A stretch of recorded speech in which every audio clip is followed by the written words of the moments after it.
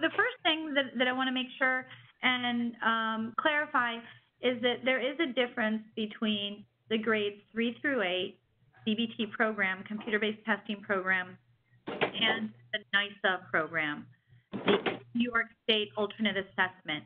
The NISA tests are all online at this point. They have been for a couple of years, and that's mandatory for those students that take those tests.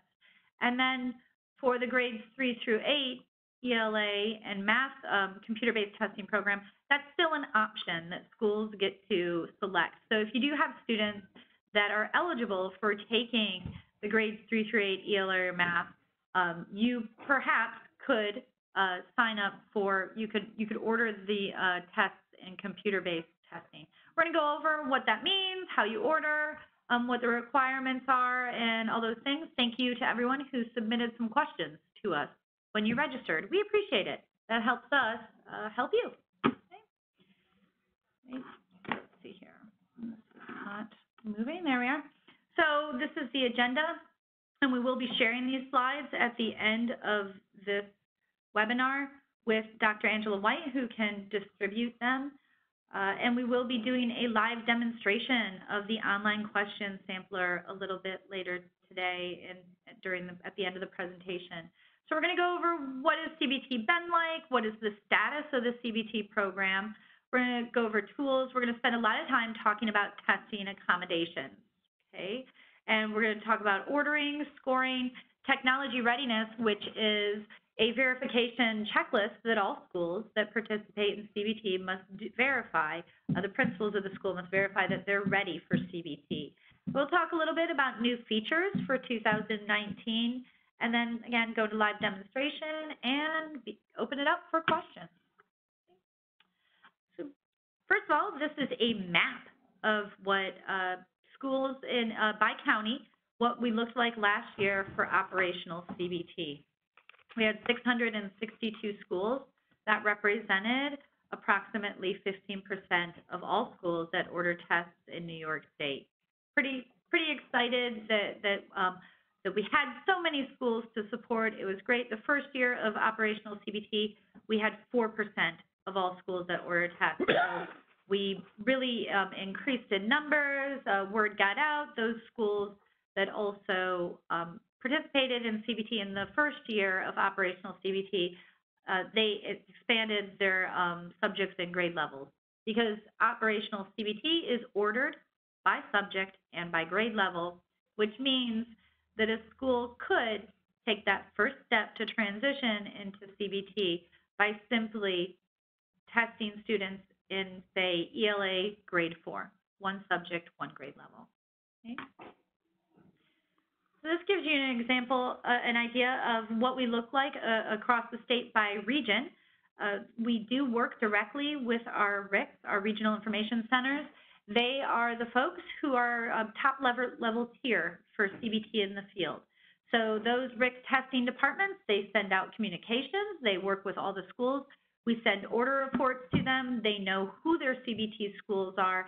And then also when we roll across the state, 2 different times, we roll across the state in fall and in the winter for training on computer-based testing. We do those at the Regional Information Centers. We select about 6 to 8 different locations to visit each season. So we're really proud of the fact that in the first year of operational CBT, every RIC had at least one school that participated in CBT. And then that second year, nearly every RIC doubled. So yay, we're really proud of that. This gives you an overview of what CBT has looked like for the last 3 years. While this test administration with 2019 represents the 3rd year of operational CBT, it is the 4th year of the computer-based testing program. The first year in 2015 and 16, we offered a CBT pilot on field testing. During field testing, where schools could elect to field test their students on computer, we had more than 60,000 students that participated, and it was a great experience. We heard that students liked it, so as a result, we launched the operational CBT testing program. And again, in that first year, 4% of all schools that ordered tests participated. That was 184 schools. Not a lot of schools, right? Especially when typically the schools that order tests, it's around 4,500 each year. However, we were really fortunate in that those 184 schools, the number was so low that we got to have personal relationships with all of those schools. And we got to learn a lot from them. We had a lot of feedback sessions. More than 28,000 students took the test on computer that year. And then last year, we were very proud to say that every one of those 184 schools, they came back. So they were back again for year 2 of operational CBT. And the trend is that a school that may have, or a district that may have tested just one school, one subject, one grade, they went all in, right? So we had more than 50 districts last year that tested all schools, both subjects, and all grade levels on computer. And that represented more than 145,000 students throughout the state. So that was just phenomenal. The great experience. Again, we learned so much. And each year for CBT, we do best practices. We share lessons learned because we like to share, like, what are they doing in Long Island that may help those folks in Western New York? And so there is a best practices and lessons learned webinar that's recorded and available on CBT support. You can watch it at any time. You can hear my voice all day long if that's what you want. And we'll also be doing that again this year. We'll be rolling it into the Proctor webinar before operational CBT this March. Okay. So we're asked often, what is the goal of the department? When are all schools going to be required to be testing on computers in all grades, 3 through 8, both subjects? The goal has been and continues to be that all schools will be testing on computer by the year 2020. Now, we no longer phrase this in terms of a requirement. We call it a goal. And it is the only requirement, when I use the word requirement, that the Board of Regents has put out. And this was issued in 2016. But during the first year of operational CBT 2017, as we rolled throughout the state, we listened. And we heard that a lot of schools weren't ready. Maybe they didn't have devices. Perhaps they didn't get their Smart Schools Bond Act funding money quickly enough. So there were definitely technical impediments, right, that we're going to keep schools from being able to hit that 2020 date. So what we've done is we've been working very hard with all these schools. We've been listening. What's keeping you from being able to transition? We do a lot of tailored training like this year today. Yesterday we were in Yonkers. We meet with a lot of non-public groups, the charter groups, and also any districts that request hands-on training or they want to meet directly with us to talk about their challenges. We'll do that, right? So we're in a listening mode, but the goal is 2020. So it's coming. The state is not going back to paper. And for this year, again, and for the last 3 years, it is a choice that schools can choose when they're ordering tests through the NYSED online examination request system. Okay? So it's coming. We want to do more cool things with assessments. There are 40 other states that have large online assessment programs for the grades 3 through 8. And when the commissioner met with the media on September 26th, she noted that in New York State, when it comes to technology and testing on computer, we're behind the 8 ball. And that's not where we want to be in New York. In New York, we want to be leaders, technology leaders. Okay. So are there any questions about that? Do you see any chats yet? Yeah, good. All right, we'll keep rolling along. Okay. So what are the requirements for CBT? We do try to be flexible, and this is the only area where we're allowing schools to make the choice. We're allowing schools to choose, are my math students ready or are my ELA students ready? So schools, when they order their tests, they have the option by grade level and by subject to select format, computer or paper. However, when a school does order CBT for a grade level, all students in that grade must test on computer on the same day, on the same session, with sessions 1 and session 2 on consecutive days.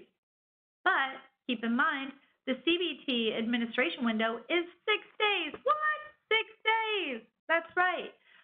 It allows the school to potentially test 3 grades within that window on the same devices. Okay, so we try to be flexible with that. There are 3 makeup days then added onto that. So it's essentially a 9-day testing calendar where testing on paper is still just a 3-day testing window. Okay, so schools must indicate a lead scoring entity for CBT scoring.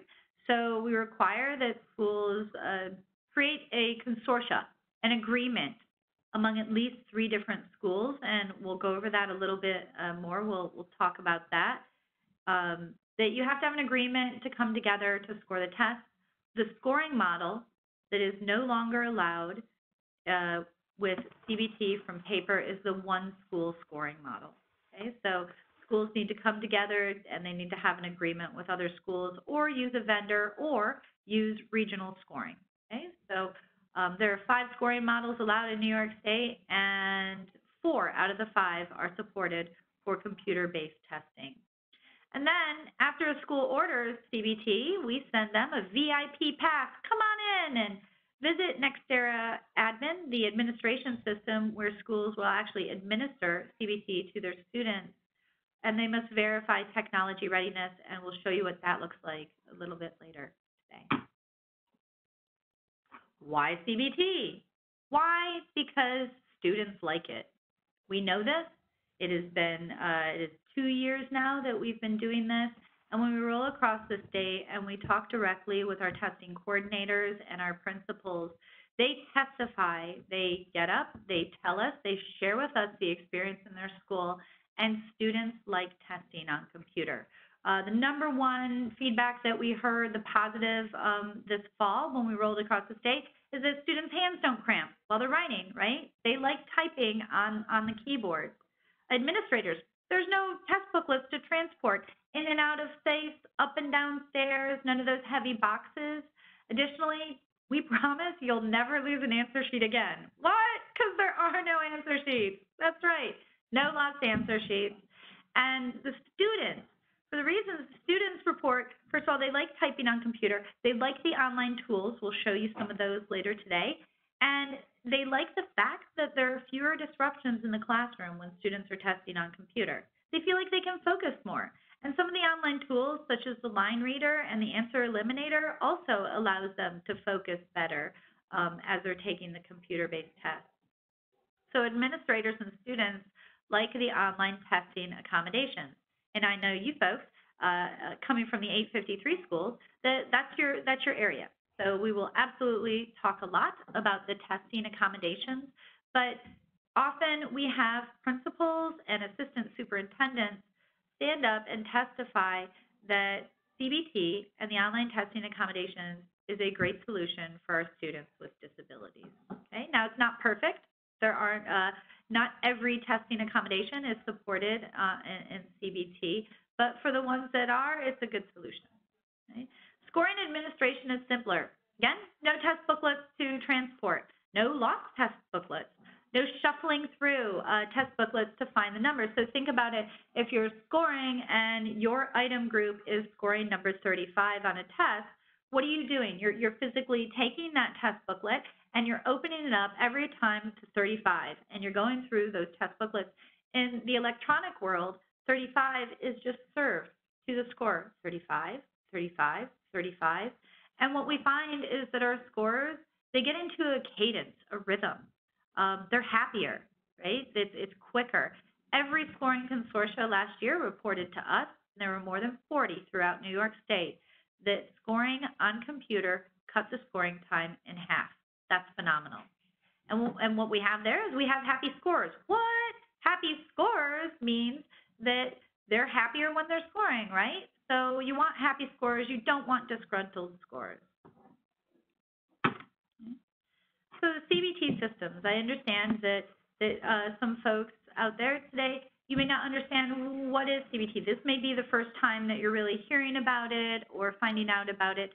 Questar Assessment Inc. is our vendor that creates the 3 through 8 assessments. So they create not only the paper tests, but also the software for hosting the CBT tests. So that software is made up of 3 primary components. There is a question sampler, 4 components. Question sampler that is publicly available. We're going to show you that today. Publicly available, you get to it from the Google, and we have pre-released state test questions that are available in practice tests. Then there's the Nextera test delivery system, which is hosted on a secure browser. The secure browser ensures that students can't get to other places like the Google to, say, look up a test question and maybe find answers. So it locks down the student's computer while the student is taking the test. And then Nextera Admin is the administrative system where schools get to manage students. We preload the students into the system by grade level when a school orders CBT. So the students are available for schools about a month before the CBT window. They can move those students into classes, like for instance, something that's very popular is creating a test-read classroom, where all those students will be proctored by, say, the special ed teacher, things like that. Then this is the time in the admin system where schools will set student testing accommodations or set not tested codes, such as for our 7th and 8th graders who may be taking regions and not taking the grades 3 through 8 math test. And then ScorePoint is the 4th component that works together in the suite of products. And when the students are taking the computer-based tests, their responses are automatically transmitted to ScorePoint for those scores to sit down and score them in the morning. All right, so let's take a look at what CBT really looks like. So we're going to talk a little bit about the online tools, okay? Because the online tools are different from the testing accommodations. The online tools are available to all students that are testing on computer. As you can see here on the lower right or lower left, you can see the bar on the bottom. Those tools are available in a tray on the computer-based test where the test questions are served to the students. The left gives you an example of the equation editor. That is the constructed response box that students will use to respond to CBT math items. And you see in the middle, you see an ELA passage where the student has used highlighting. And it's multiple choice questions. So there's both the combination of multiple choice and CRs available, and these are also available. These are examples right now, what I'm showing you of the practice tests that are available on the question sampler that's publicly available. And you see the review screen on the upper right. This is hands down one of the best features that students love and administrators love. Students no longer have to go and hunt and peck and find a test question that they may have skipped. So when so a student can mark a bookmark, they can make a note to themselves, and they can come back to those test questions. So I can skip number 2. I can go to the end of the test, and then when I go onto the review screen, I can see that I've skipped number 2. And I can click on that button and go directly back to it instead of having to rustle through my test booklet. Okay? And then on the lower right, you see the answer eliminator that helps students organize their thoughts by what is not the correct answer. Hands down, students love that this year. Each year we go out and we observe field testing for with some schools in the Capital Region area. And if we're really lucky, we get to speak with those students. And it's surprising because, I don't know, I'm almost 50. I wouldn't use an answer eliminator. I just wasn't taught that way. And I didn't, grow up testing on computer. Students loved it. So it's really neat when we actually get to speak with them and have those conversations. So this is a list of the online tools that are available in ELA and in math. And you'll notice that for CBT math, there's a ruler, a protractor, an online calculator, and also a reference sheet. Now, the calculator, students are still allowed and should be provided with their handheld school calculator. We're still in years of transition, right? And we know that students are using a handheld calculator in the classroom. And then the reference sheets are available online, but also we provide print answer sheets still during these years of transition. Okay. Now, CBT testing accommodations. This is your area, right? So this is an example of some of the most popular CBT testing accommodations. Hands down, TestRed. TestRed, the text-to-speech feature, is extremely popular throughout the state, both for ELA and math. And this is where you can see on the left, there's a player on screen that a student is able to control the player. They can play the entire question from start to finish with the answers. They can play just the answers. They can move the mouse cursor within the passage or the question to play from a certain point, to repeat something. They can speed it up. They can slow it down. There's a lot of versatility, and they can also move that player around on screen. Okay, so this allows the student to be independent, and this is what we hear. When we hear from our schools, we like to share it with other schools. So for text-to-speech, we say the robots are reading to the student. Okay, a student may have headphones on. Student may be testing along with peers in in a regular classroom, right?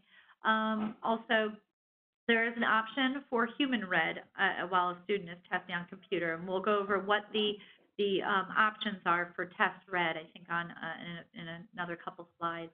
And then here also on the screen, you see an example of reverse contrast for some students that may have some visibility issues. Okay. And then in the bottom, there's just a menu for what does it look like when one is selecting test accommodations in the NextEra admin system. So that's an example of the icon menu for turning on and off accommodations when setting those test accommodations for students. Okay. So test accommodations on CBT are guided by a student's IEP and 504 plan. Absolutely, there will be students that will have a 504 plan or an IEP that indicates that that student cannot test on computer.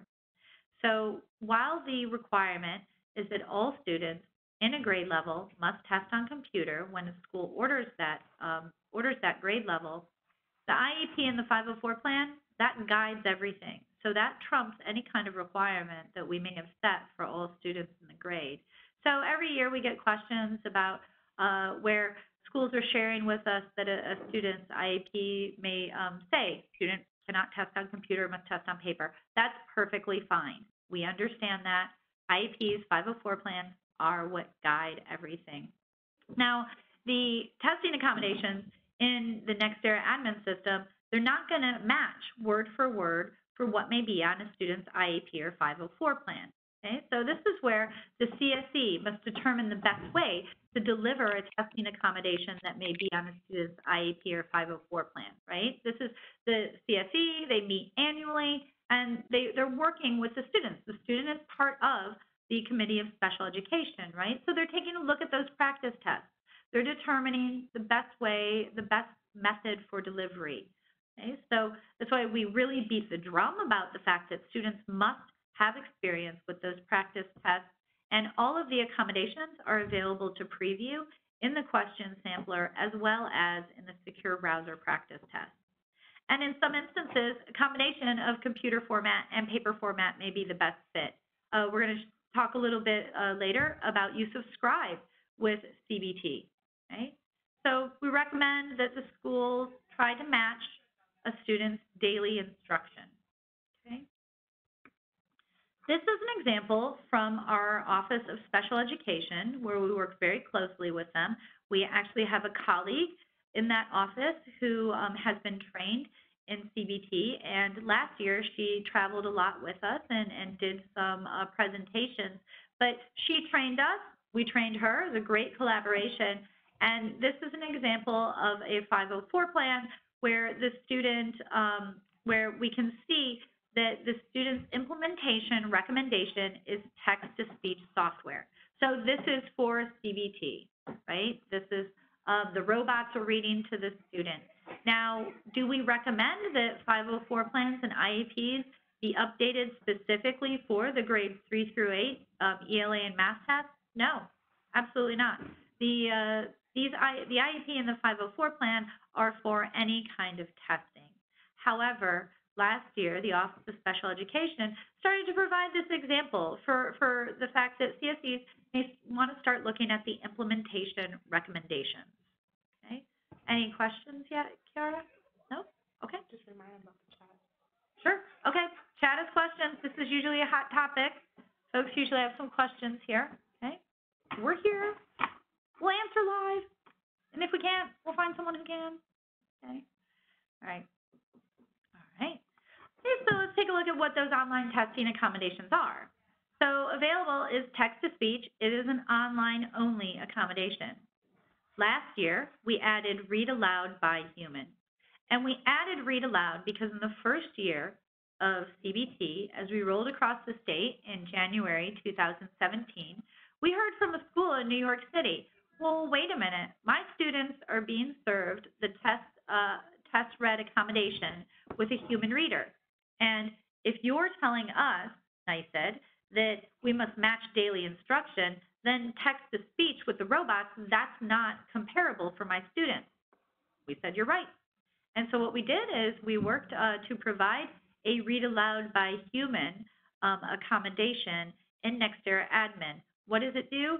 It basically sets Form A, which most of our specials, such as Braille, large print, and test read, they're called our specials in the test paper world. And what it does is it sets Form A. There are more than 24 different forms for ELA, for instance. So we need to make sure that if we've got a human and we've got a student, and the student's testing on computer, that student has the same test as the human. So that's what we did. That sets Form A so that that human can read the test to the student and the student can respond online. We also have answer masking that masks each answer, and the student must expressly click on a response or an answer in order to see the answer and respond. Reverse contrast, we showed you what that looks like. Background color, there are 5 different background colors, such as blue, pink, green for students. And then initial page zoom sets a percentage for what the zoom is each time a student navigates to a test question. However, there is a caveat with initial page zoom. The student also has control over zoom features within the Nextera test delivery system. Test read. Test read, always the most popular accommodation, and especially so because as we launched the first year of operational CBT in 2017, Commissioner Elia announced that ELA would now be available for the test read accommodation. Okay, so test read is the accommodation. The method of delivering that accommodation, it differs among 3 different ways. Test read can be delivered by paper. So a human reads to the student is testing on paper, and this is a classroom-only accommodation. There's no computer online component for a student who's testing on paper via the test read accommodation.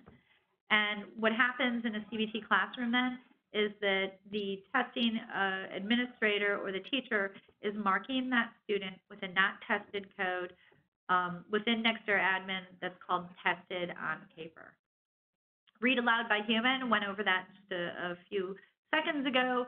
The student is testing on computer, right? They're in front of a computer screen, but a human is speaking the test to the student. So this is a combination of online and human test accommodation.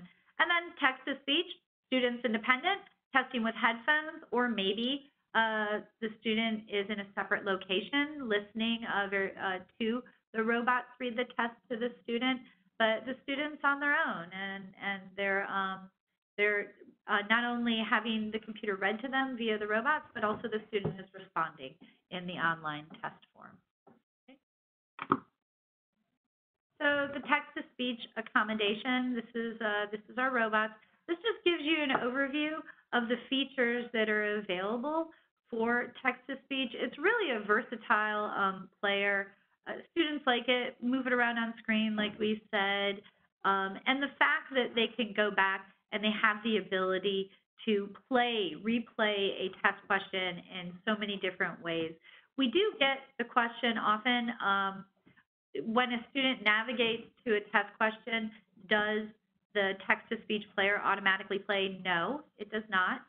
So a student must expressly click play for that test question to begin the robot's reading to the student. Okay. All right, use of Scribe and CBT. So I'm just going to, we're going to step into a time machine, go back to 2017.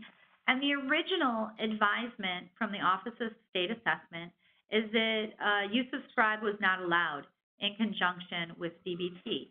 Well then, let's fast forward a little bit to February 2018, and the Office of Special Education released their updated Student Testing Accommodations Manual. And in that manual, they advise that if a CSE determines that it's a good method, acceptable method for delivering the test accommodation and that a student can test on computer, then scribing can be used in conjunction with CBT. And the way that this works is very similar to scribing with paper, okay? So a student is sitting in front of a computer, right? They've got the online test in front of them. We've got a human with the student, and the student is taking the test. Perhaps the student even also has text-to-speech. Maybe the robot's reading to the student or a human reader. But the student, in order to respond, is speaking her response. And the scribe is writing that response down on a piece of paper, sliding that piece of paper over.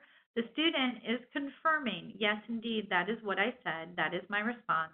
And then the scribe is inputting the response into the computer-based response, the test.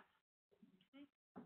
So there is, when we send out these slides, the direct link to the article that's available on CBT support is included, but you can also just search on Scribe on cbtsupport.niced.gov. That is your one-stop shop for all your CBT needs. But by doing that, you'll see more information, and then also always consult the special education manual. And if you ever have any questions, you can email us at cbtsupport@niced.gov. And if we can't answer it, if we've already not worked with our Office of Special Education colleagues, we will go work with them. We'll get you answers, okay? We'll put you into contact with them. Okay. So ordering test read. Ordering test read is, for computer, it's the same way as ordering it for paper. In the ordering system for those that order CBT tests or order any tests, grades 3 through 8, you indicate first your format type. The default at this moment is paper.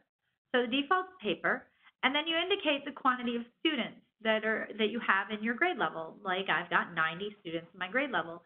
And then the next line in the ordering system is for test read.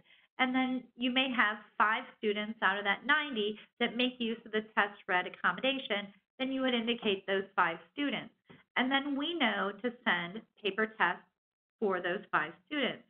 Now, test read paper copies are also used for other special accommodations. There may be other reasons that you need a test read paper copy that's not specifically, for test read. But this is kind of our catch-all. And we are looking into whether or not we need to rename this field for the future. But there are students who may be testing with oral translation, say low incidence languages like French or Arabic. And this also is where a school would order a paper test copy. All right, so how do you decide whether or not this is your year? Well, first, what you can do is you can consult the transition checklist. Last year, in order to help our schools move past 4% to 15%, we put together a transition checklist. And then we traveled the state and we shared this information and these 7 questions that schools can ask themselves so you can work internally to figure out whether or not this is the year for you. Because you need to figure out what subject and grade level am I going to order? Which of my students might be a best fit for testing on computer? How many devices do I have? What if I only have, 40 devices, but I have 60 students? How can I test on computer? You can, and you can always call us too. Just on Monday, I had a school in Long Island that called me, and they were working. It was a group, a team of administrators in a room. They called me on speakerphone, and we walked through this transition checklist together, right, to make sure that they could answer all these questions. One of the trickiest issues, which we mentioned earlier, is scoring. Okay, so you need to determine how your responses will be scored, and you need to either work with a scoring consortia, regional scoring, or a scoring vendor. Okay, and then also taking a look at data requirements. Now, the regional information centers, the RICs, those are our data partners, and they can assist with any data requirements. But we set a deadline each year. This year it's December 14th, where we like for schools to have in their student enrollment records, their program service records, and their student demographic records. And for this reason, that date, December 14th, aligns with the end of the CBT, the test ordering system closes on December 14th. And on that date, we start taking a look at all the CBT orders. We examine the school's data that's available at the L2 data warehouse, and we reach out to our RICs who reach out to their schools. Hey, we need your student enrollment records. Why? Because we want to populate your students into NextEra Admin to make it simpler for you. Any questions on the transition checklist or accommodations, Kiara? Anything out there? All right, guys, we're here. Chat her questions. All right, so how do I order CBT? What? Because you want to, because after this you're like, yes, how do we do this? We have operators standing by. Okay, we don't. There are no operators. There's just one guy. His name's Brian, but he will help you if you need it. So the ordering system on the home page, the first page of the ordering system, there is an option. You can see this down at the bottom. Is your school requesting CBT? If you select yes, then the next screen asks you about your scoring consortia. How are your tests going to be scored? Who is your lead scoring entity? And then we have the 5 options. One of those options is pending. Maybe you still need to work it out. You can order CBT, and then you can figure out how your tests are going to be scored before December 14th. And we'll also reach out to you, right? So we're watching these orders. We're trying to make sure that schools are doing it right. This is very much a collaborative effort among many offices here at NYSED. So pending is an option if you want to order today and figure out how they're going to be scored a little bit later. Okay.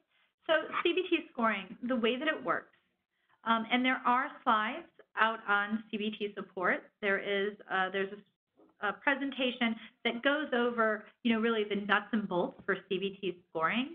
But this relationship among at least 3 different schools, they're scoring the test. The test coordinator sets the students up in NextEra Admin. The students take the test online, and then every night those student-constructed responses they're sent directly while the student's testing to Questar in Apple Valley, Minnesota.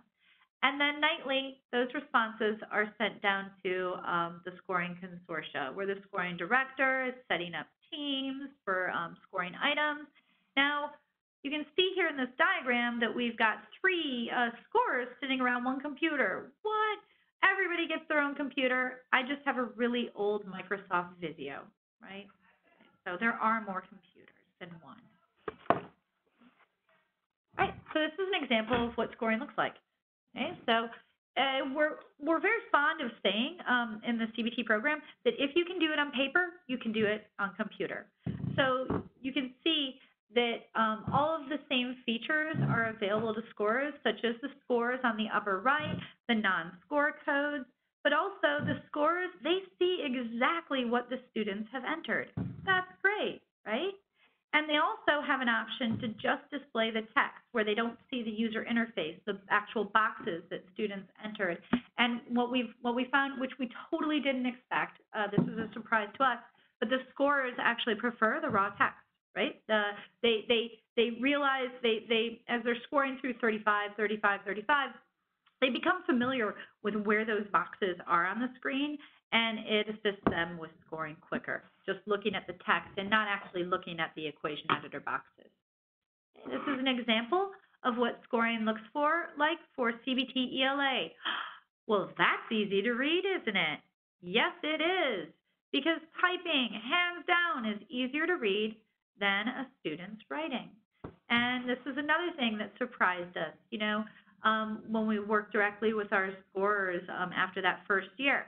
The scorers just kept commenting on how much easier it was to determine what exactly a student was trying to say. Why? Because they were typed instead of, illegible handwriting and not being sure of whether or not a student really intends to write something or not. Okay. Oh, we have a question. All right, I'm going to go back to the screen. What do we got, Kiara? We have a question from Kristen Allen. Okay. I'm going to unmute you, Kristen, so you can ask Heather your question. Oh, how great. Let's hear from you, Kristen. What do you got? Hello. Hi, is it working? Yeah, you sound great. Okay, thanks. Our private school receives answer sheets from over 20 different districts, and we actually mail the paper sheets back to the district for scoring. We don't do any scoring here. Yep. So how would this work with CBT? Okay, it would be a change for you, absolutely. And I want to let you know, so what you've probably got is you've got out-of-district placement students, yes? Yes. Is that what you call them? Yep, OODP. Yep. So every RIC, and who is your Regional Information Center, do you know? No, I don't. Okay, that's all right. So each RIC is familiar with how to help you with solving that problem, but first of all, your first hurdle is scoring. You will be scoring those tests for those students that are testing on computer. You would not be getting, the only answer sheets that you would be getting are for those students that would test on paper in a CBT grade level due to a testing accommodation. And you wouldn't get answer sheets for anybody else, and you guys would handle the scoring. So that's it. You wouldn't be shipping any test booklets back to anyone. Yay. Okay, thank you. Yeah, but it is different, and we do have slides that I can share with you on OODP, our out-of-district placement students, because we had 5 BOCES programs that had special ed classrooms that participated last year. So we've worked through a lot of those issues, but keep in mind at this point, Kristen, some of those districts that are sending you answer sheets and paper booklets, they may already be CBT. So it's Okay. Yep. Thanks. Does anybody else have a question? No? No one's shot me yet. All right. Okay, guys. If you ask us a question, we'll stop. Sarah has a question. All right, Sarah, what do you got? 1 moment. Yep. Hi, I have a similar, I guess it's an extension of the last question because we are the same situation. All of our students are from out of district. We are out of district placement.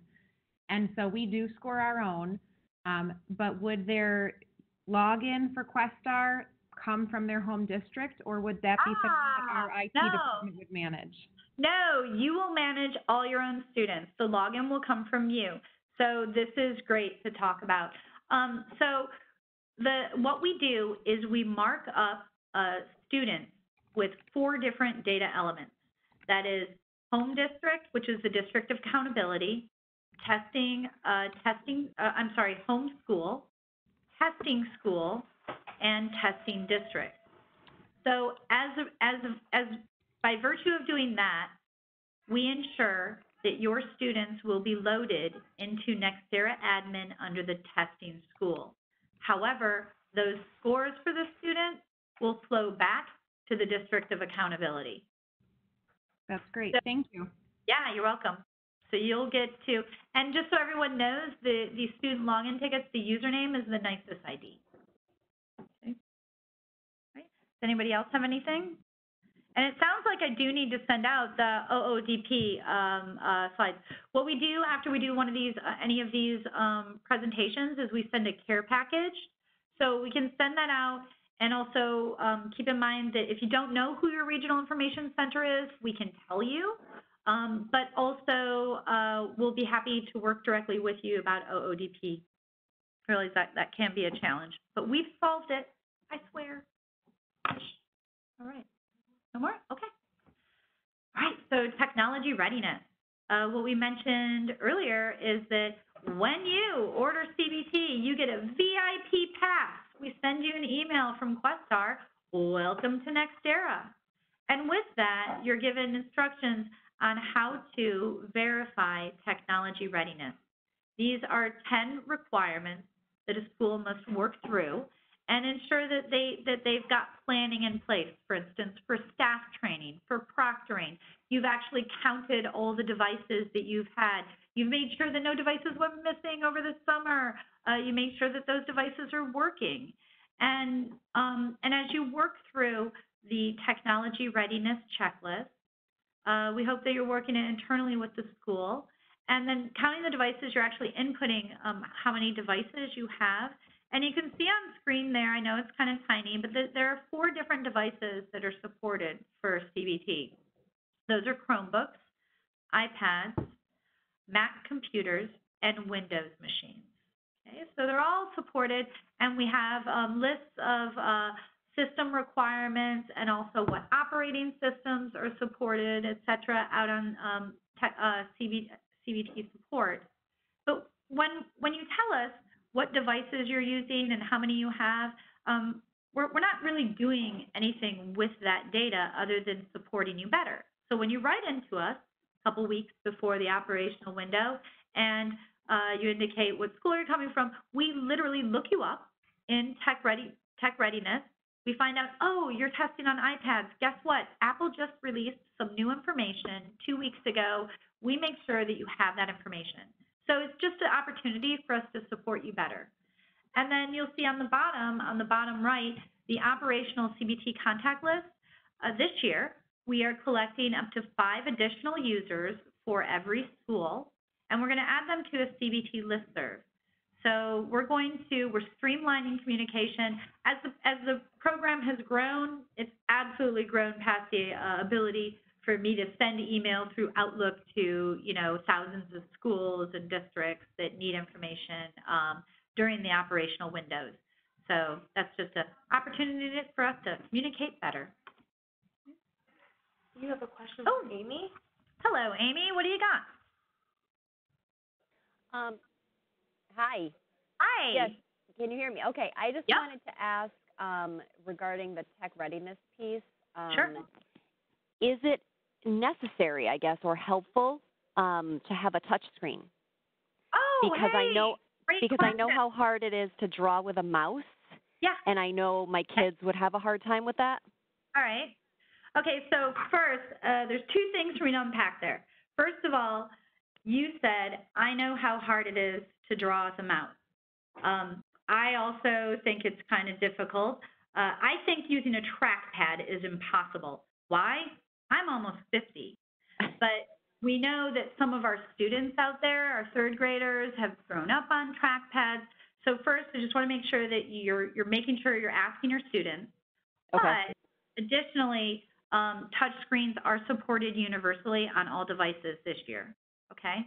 So Okay, great. if you have a touch screen, they can use their finger. And then 3 weeks ago, we changed our guidance on use of a stylus. Schools can use a stylus this year since we have universal support for touch screens.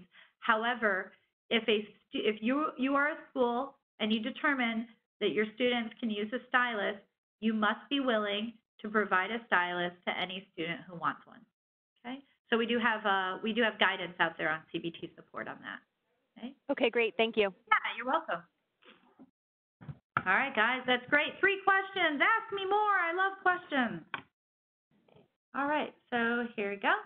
Now, let's talk about how are we really going to prepare? How are we going to prepare as a state?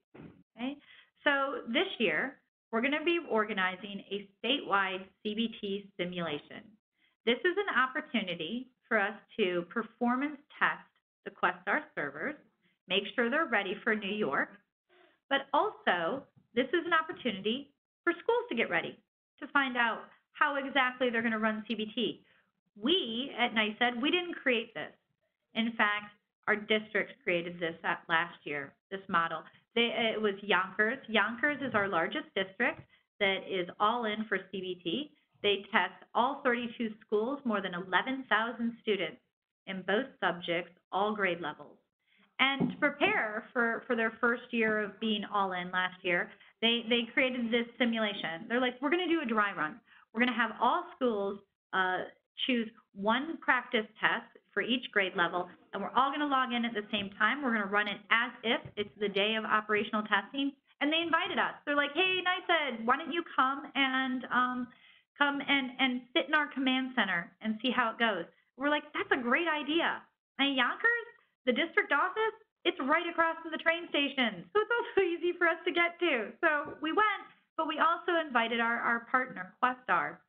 And we listened to, schools calling in and saying it's all going well here, and whether or not, they had any issues, whether or not a school, thought at the end of it, maybe they needed more than one proctor in the classroom. Well, we did this with Yonkers early in the spring last year, and then we shared it with our regional information centers, who then shared it with their districts. And then soon, all throughout the state, we had districts that were doing dry runs, these CBT simulations, and then they would send us long lists of feedback, like what did they notice? What did they think could help more? Did their students then come up with any ideas? What new features do they want to see? This was a wonderful experience. We learned so much. Schools found where there was maybe a mouse wasn't working or the volume wasn't turned up when the students sat down to take text-to-speech with the robot. The volume has to be turned on. It's a secure browser. Everything else is locked down. We even had one school where their cute 7th graders had all turned off the Wi-Fi button. Yep, so they couldn't download the test. So it's really valuable, so valuable that this year we're organizing 2 different days where all schools throughout New York State can participate in a statewide CBT simulation. We'll run our command center here in NYSED in Albany as if it's the day of operational testing. Not only that, we asked Questar, why don't you invite your other states? You have 5 other states that have large 3 through 8 testing programs. So we're trying to organize it. All are welcome. And if you want to participate, let us know. You can even participate if you're not going to be doing operational CBT this year. However, I'm sure all of you are after this. You're going to be like, yes, how do we sign up? Okay. Let us know if you have any questions about the CBT simulation. First ever of its kind. Ooh. Okay. New features for 2019. So this year, we have launched an equation editor drawing tool. Why? Because our teachers demanded it. In 2016, we heard very loudly from our math teachers in New York State that if our students can draw on a paper test, they should be able to draw on a computer-based test. Guess what, math teachers? You're right, and we agreed with them. However, this was new development, and this is not only new development for Questar as a testing vendor, but no other large 3 through 8 testing program has a drawing tool. So Questar developed this from scratch for New York State. Not only that, they developed one last year, showed it to us, and we said, you know what, that's not good enough for New York State. So back to the drawing board, pun intended there. But anyhow, so the equation editor drawing tool, it launched during the field test this year, and we got to go out and watch some of the students actually using it. And when we were in like 3rd grade classrooms for field testing, we saw all those babies had the drawing tool pulled up. They loved it. And we even saw some older students that would write out meticulously. They would draw all of their responses. Now, we can say in New York State, this is hands down probably the only thing that we've ever made that everybody likes. Yay! We never do that. Most people hate what we do, but you know what? That's okay. We're going to change that. We're going to change it around. So we're going to show you the equation editor drawing tool in just a second. But then also, we just noted, Amy had asked about touchscreen support, and so touchscreens are allowed this year. Last year and in previous years, only iPads supported touchscreen input.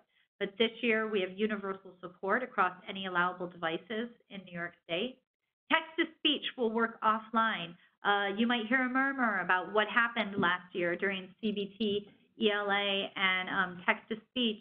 There's a change that Questar had made to promote Amazon Polly, the text-to-speech software, into the secure browser. However, the fatal flaw is that that did not work if a student had a poor internet connection or was knocked offline.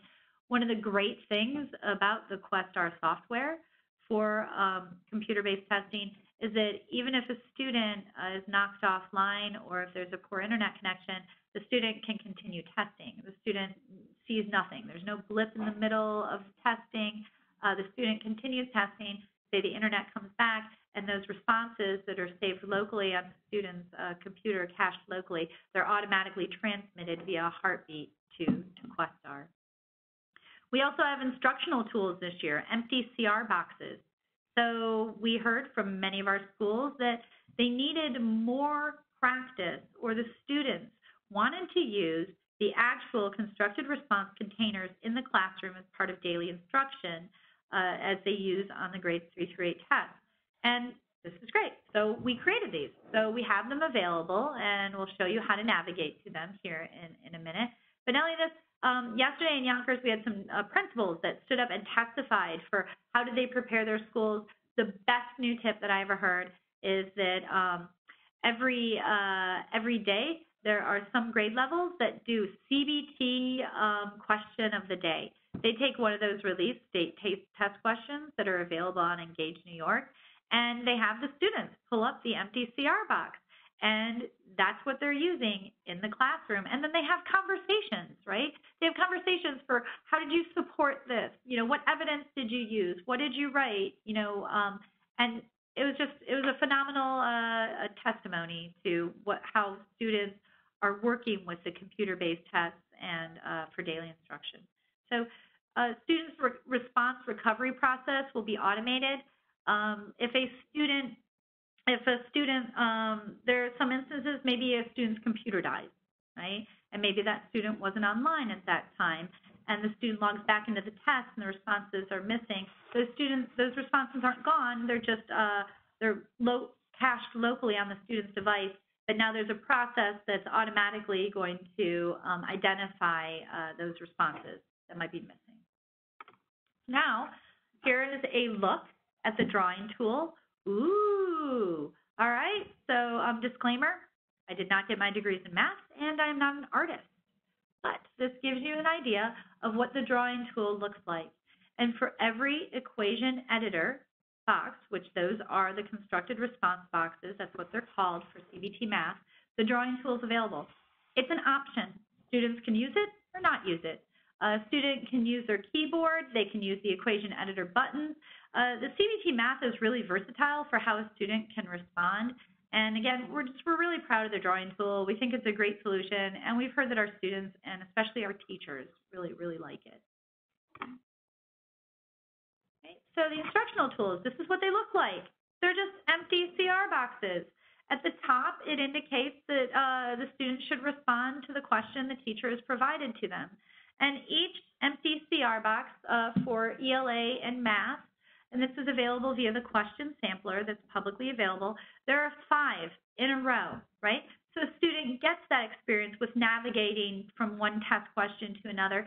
Not only that, we have some schools that are using this all day, right? They have the students open it up at the beginning of the day, the question sampler, and maybe, you know, in the morning they're using the first one. Maybe, you know, a little later they're using number 2. And the students are just using this all day. They're not using paper anymore. Hashtag no paper, right? It's one of our little mottos.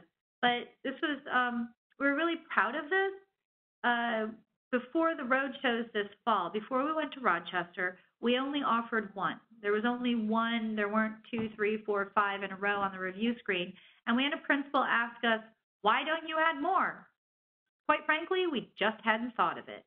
So we worked with Questar and we were able to add more because our schools needed it. So when we can, we try to be flexible and we try to respond to what more do our schools need. Okay. So other new features for this year, we added additional roles that can verify tech readiness. We're making student testing times reports available to district level users. And also a stylus, as mentioned earlier, is now allowed. Right. So question sampler. There are 3 practice tests available for every subject and grade level, and all the accommodations are available. So what we're going to do is we're going to step away from the PowerPoint. Give me a moment to get my my Chrome pulled up here, and we're going to take a look at this live. Ooh, okay. So while I'm doing that, the first person to chat a subject and grade level, that's what we'll look at first.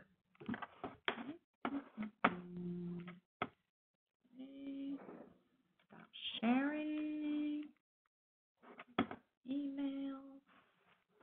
Okay. All right. Okay. And now, okay. Now I'm going to share my Google Chrome. Okay. Here we go. What? That's the Google. It sure is. And what I'm going to do is I'm going to show you how you can get to the question sampler from the Google. You can also, we'll also make sure and share the direct link with you in our care package, but you can find this at any time by going to cbtsupport.niced.gov and searching on question sampler or practice test. Okay, New York, question sampler. Okay, what? First result. Thanks, Google. Okay, so here I'm going to click on the question sampler. This is taking me to a page at niced.gov, and in the middle of the second paragraph, there's a link to the question sampler. It asks me, are you sure you want to leave us? Well, yes. You just click on through, and that's right, 5 easy clicks, and you too can get to the question sampler. Right? Did anybody? Nobody? All right, we're going to pick it for them. Here we go. Let's take a look first at ELA. Okay, so the way that we navigate to the question sampler, subject and grade. Okay, so you select a subject, then you select a grade level. Okay, I'm going to select grade 5. Then you select one of the 3 samplers.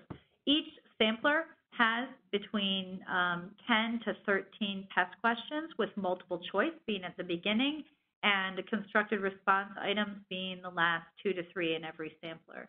And then you'll see here on the bottom, we have our ELA response box sampler. Those are the empty CR boxes, okay? That's what the students are actually pulling up in the classroom. Okay, sampler number 2, I'm going to start the test. Okay, here we see the testing accommodations. Okay, so you can see this on screen. So what I'm going to do is, because I'm working with you folks are 853 schools, and you may have students that will be using text-to-speech, we're going to go ahead and select that. Okay, we're going to continue. And look at that. The player is right there on screen. Okay, all right, let's see. Let's see what she sounds like, okay? All right, so I'm going to play the directions. You probably can't hear that. Okay, so a student first can navigate through the directions. They're always there, but then also you can I did something wrong here, Kiara. All right. One moment. I can no longer see my screen. Just give me a moment. All right, there we go. I can see my screen now. Okay. All right, so and then you can exit out of the directions in time, start the test. Okay, and then here we see we have our passages, our ELA passages that have loaded, right? And a student can answer, student can navigate to the next test question. I can write a note. Okay, and then I'll be able to come back to that note. I can use the line reader. This is one of those features that so surprised us that students just love, right? To be able to focus on the screen. Maybe I only, I want to see only a very small portion of it. Can move it up and down. Okay. All right. Look at that. There we are. Okay. Answer eliminator. I know it's not that one. I know it's not that one. Okay. I can use the highlighter. I'm going to skip this one. Use the highlighter. Okay. And when I use the highlighter for one ELA passage that may span multiple test questions, those highlights, they stay, they persist, right? So I'm on question 3, but I highlighted question 4. Okay. So here going up, we've got a new ELA passage. This is also one of those features that we noticed that students loved, it was the ELA slider. They didn't so much use it for the passage. What they used it for, I'm gonna bookmark this one. What they used it for were really for the constructed response items. Okay, so when I get to a constructed response item and say I want to, I want more space to write. Look at that. So there we go. The student can write. Okay. So there we go. So students like pulling this up. They can also make the CR boxes larger. Okay. Reset. You can go to the bottom. See if I can get there. I can't because I've got things covering it. Okay. Oh, and let me go ahead and play this question for you. In this account from the mid-1800s, the author John Brown described how the members of the ship he was traveling on spent the night trying to find a place. So I'm going to go ahead and pause that, but what I'm going to do is I'm going to go ahead and I'm going to play from here. We therefore See, concluded it can move around. So a lot of versatility for our students that are testing on computer with text-to-speech. So we put out the light and got Okay. Destin to go in the bow. There are also different speeds. Okay, so maybe that's too fast for me. Maybe I wanted it to be a little slower. Hoping thereby to cast the light upon the Okay, rock. a little that we slower. might move out far away. Okay. Maybe I want it to be faster. We don't know why students would want it faster, but we do hear that they use it. In this account from the mid-1800s, All right, we got a question. What do we got? Sarah, one moment. Oh, okay. Sarah, hello. Sarah, I have unmuted you. Hi, Sarah. Can you hear me? Yep, sound great. I was just wondering, is the person proctoring the exam, are they able to determine if the passage is being read too fast, or is that strictly like the child has to determine that and slow it down or speed it up? Do you know what I'm saying? Yeah, no, the student should determine that. I mean, if you've got a proctor that's actually listening and needs to intervene with the student, I'm not sure of the rules and regulations in your schools with students with disabilities in some of these instances, but the student should have practice with the practice test and know the speed that the student prefers. Okay. A student can change it. This is the only thing that a student can actually manipulate and change while they're working within the CBT test, but hopefully they know their preferred speed before sitting for the test.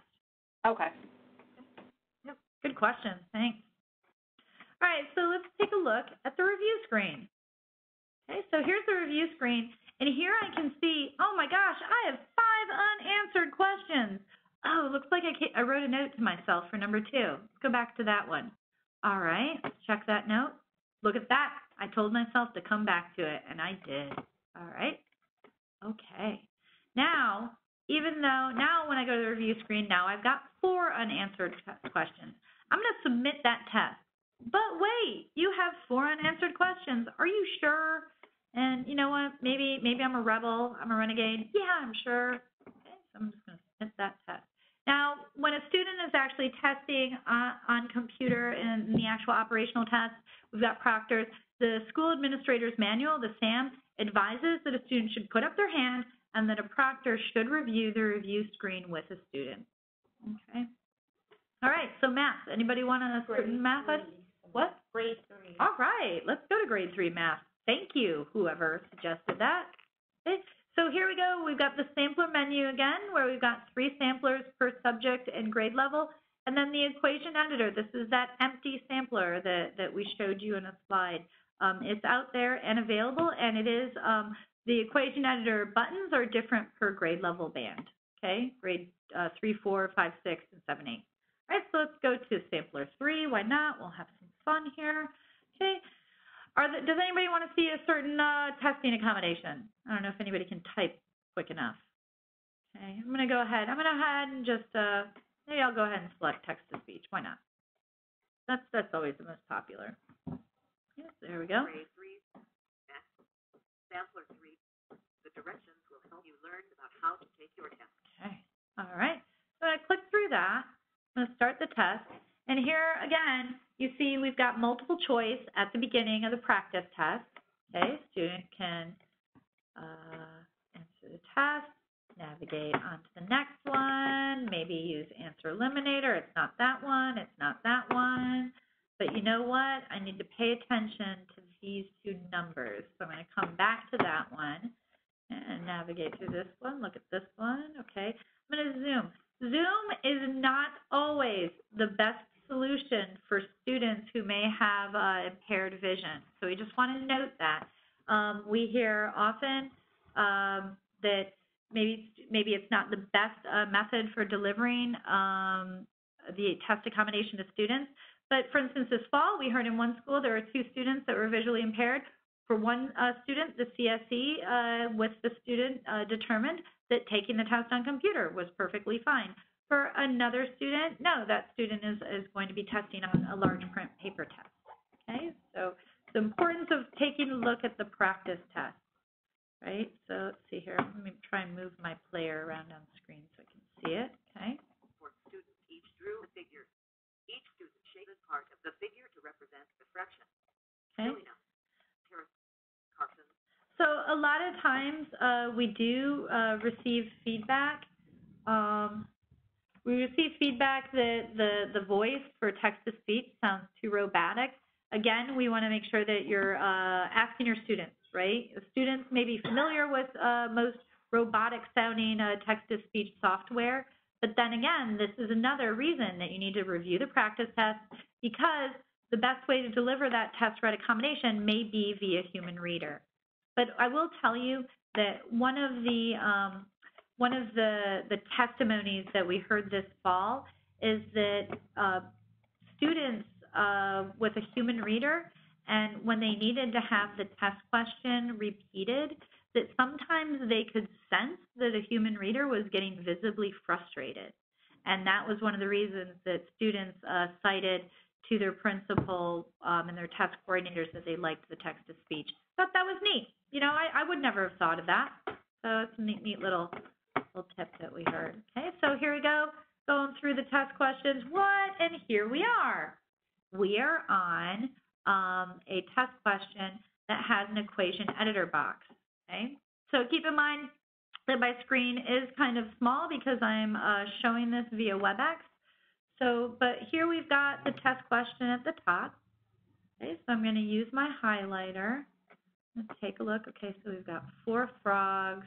We've got 6 ducks. All right, so let's see here. Maybe I'm going to use a number line to start answering this test question. Okay, so maybe this is 4 frogs. Frog. Okay, and maybe I draw a frog. This is my frog. I told you earlier I'm not good at but that's a frog. It's not a crab. It's not a crab, but yeah, okay. I can see where you might think it's a crab. All right. So here we go, and then we got ducks. Okay, ducks. Okay. And I can definitely draw a duck. Look at that. I'm a duck. Okay, maybe I'm a toucan. That's all right. That's all right. Okay. So I drew out what I believe is my response, and I'm going to add it to my drawing. Now that's kind of big, right? So a student has the ability to resize within the CR box, but also to make the CR box bigger. What? That's crazy.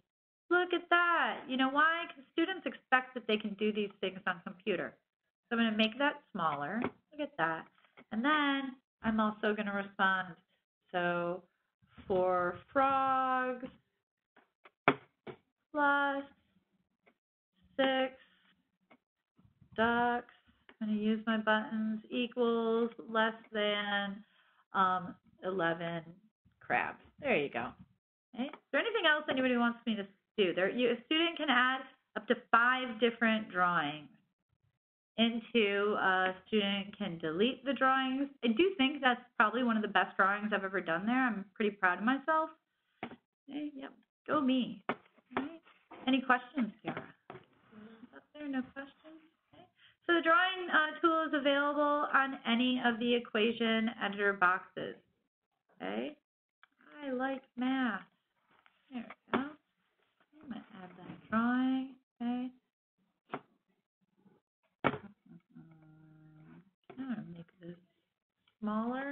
But then, you know what? I didn't like it. I'm going to do another one. I'm going to do an unhappy face. I'm sad. All right. Okay, so there we go. Now when we take a look at the review screen, I can see there that I have provided responses for most of my test questions. Now the 9A and 9B, those represent individual answer boxes on the equation editor. And here I can see I set a note for myself, a reminder, I set a bookmark here. So let's have the text to speech. Let's have it read to us again. The number belongs in the box below with the numbering rounded to the nearest. I think that's a little fast. So I'm going to go ahead and put that down a little bit. 100. The result will be 900. And now I'm going to do a little slower. Which number belongs in the box? Question mark. Answer 8. 849. All right. There we go. Okay. There's a ruler. The ruler pulls up. I can measure that question box. Oh, look at that. It's about an inch. Right? Any other questions, Kiara? Okay. Great. I'm going to submit that test. Okay, so just as a reminder, that question sampler is available publicly to anybody who would like to see it. Okay, we'll make sure that we send out the link for the practice test. Okay. All right, so now I'm going to stop sharing. Google Chrome. Okay, stop sharing. And we're going to go ahead and go back to our PowerPoint. There we go. Okay. Can everyone see the PowerPoint? Can you see it, Kiara? Yeah. Yep, great. So sharing's working. Yay. Okay.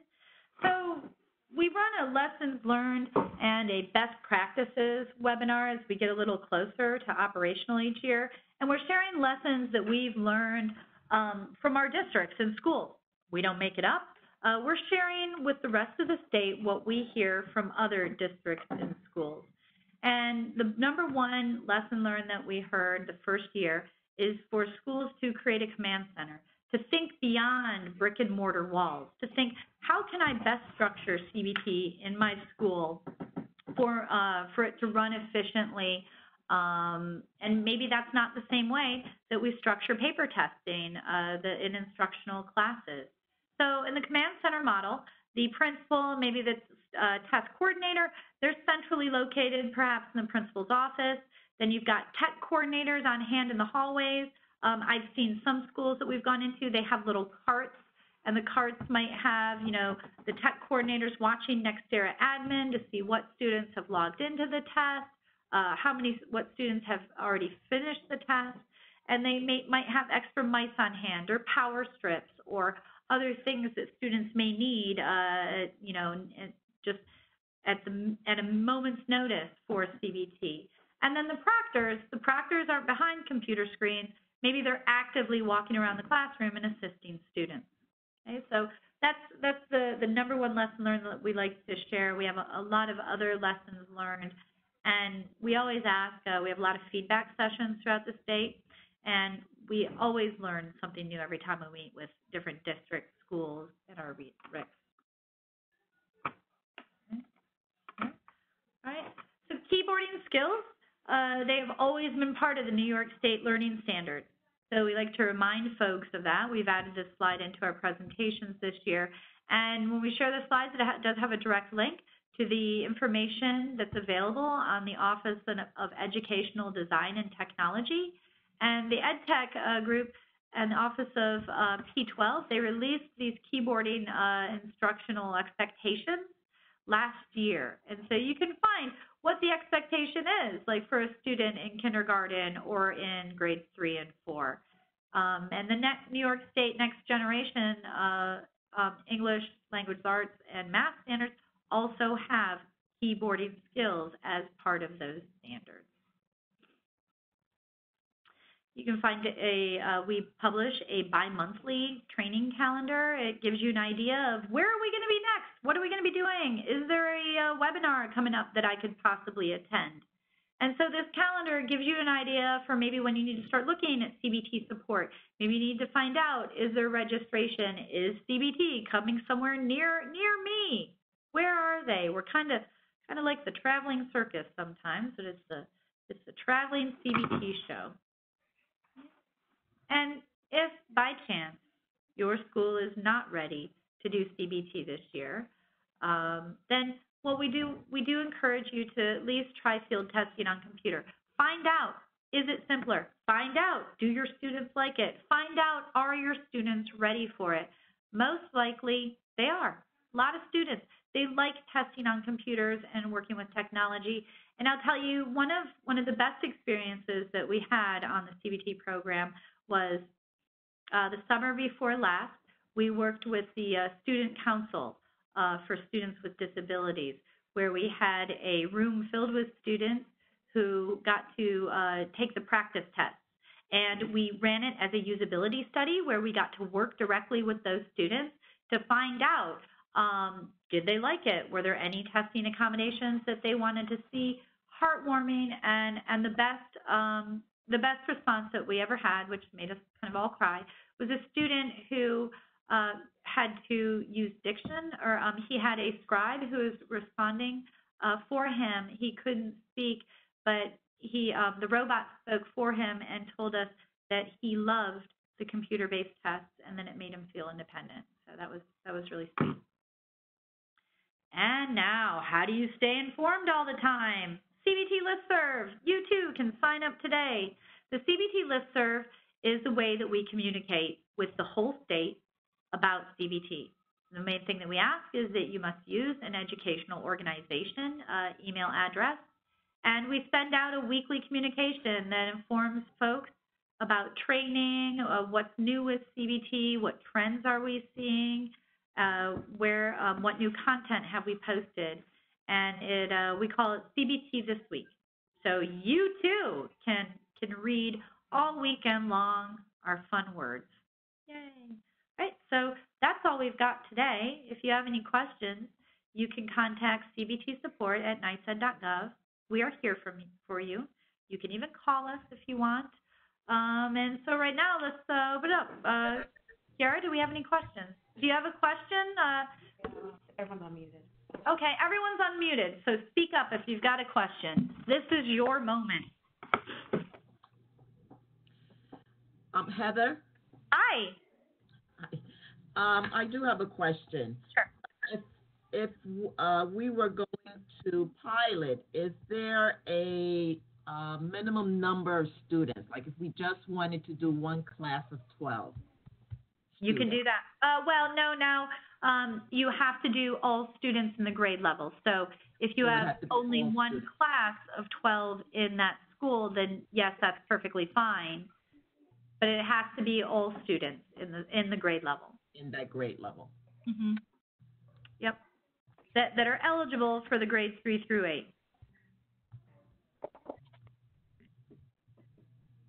So if you're not ready for all students in the grade level, then field testing may be the best fit for this year. But you're not guaranteed, just as a reminder, folks, that field testing, you're assigned that, so you may not get the grade level or the subject that you want. Okay. Any other questions out there? Anything? All right. Okay, so what we're going to do is we'll go ahead and send a care package of links and additional information. We will include the link to, we will include the slides on OODP students, what are the solutions in that care package, as well as the slides that you saw here today. So let us know, guys. We're here. We're listening. Have a great CBT day.